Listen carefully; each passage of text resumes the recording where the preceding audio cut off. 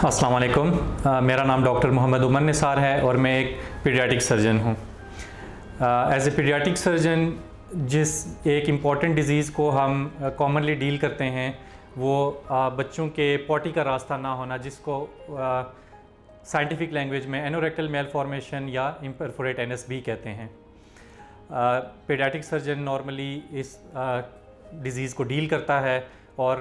इस डिज़ीज़ में जो सबसे मोस्ट कॉमन चीज़ है कि जैसे ही बच्चा पैदा होता है उसका डॉक्टर्स, अगर तो वो हॉस्पिटल में पैदा हुआ है, डॉक्टर उसका फ़िज़िकल एग्जामिनेशन करते हैं तो उसके दौरान उनको पता चल जाता है कि जी बच्चे का पॉटी का रास्ता अपनी जगह पर मौजूद नहीं है, या अगर मौजूद है तो वो अपनी करेक्ट जगह पर मौजूद नहीं है, तो वो उस बच्चे को रेफ़र कर दिया जाता है पीडियाट्रिक सर्जन की तरफ। लेकिन बहुत सारे बच्चे ऐसे होते हैं जो कि घरों में पैदा होते हैं या जिनको कोई बर्थ अटेंडेंट्स उनको देख रहे होते हैं, लैक ऑफ नॉलेज की वजह से ये बीमारियां मिस हो जाती हैं, तो इनमें कॉम्प्लिकेशंस के पेचीदगी के चांसेस बढ़ जाते हैं। और जैसे ही बच्चा पैदा होगा, अगर उसको फीड स्टार्ट कर दिया जाए और उसके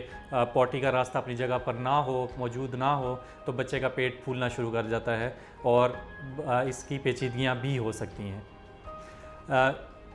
पैदाइशी तौर पे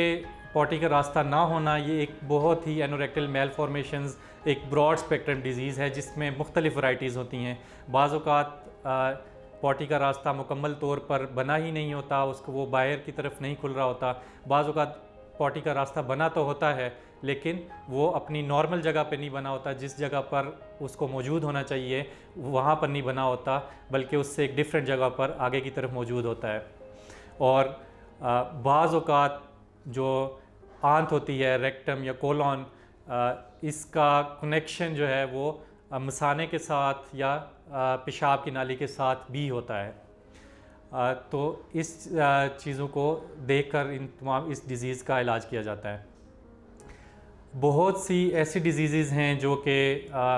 इस डिज़ीज़ के साथ एसोसिएटेड हैं, जिनका स्क्रीनिंग इंतहाई ज़रूरी है और जिनका पता करना इंतहाई ज़रूरी है। उसमें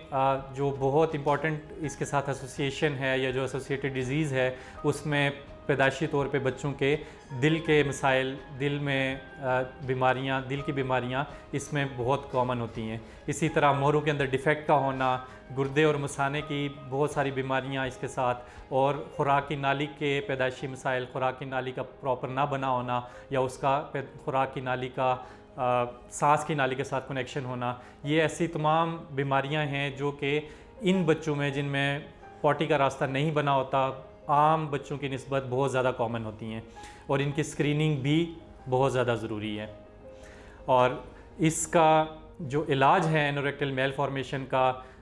वो डिपेंड करता है कि इसकी कौन सी वैरायटी है और उसके अकॉर्डिंगली इसका इलाज किया जाता है। बाज़ बच्चों में पैदाइशी तौर पे जो पॉटी का रास्ता है वो अपनी नॉर्मल जगह पर नहीं होता लेकिन बाहर की तरफ खुल रहा होता है, तो उन केसेस के अंदर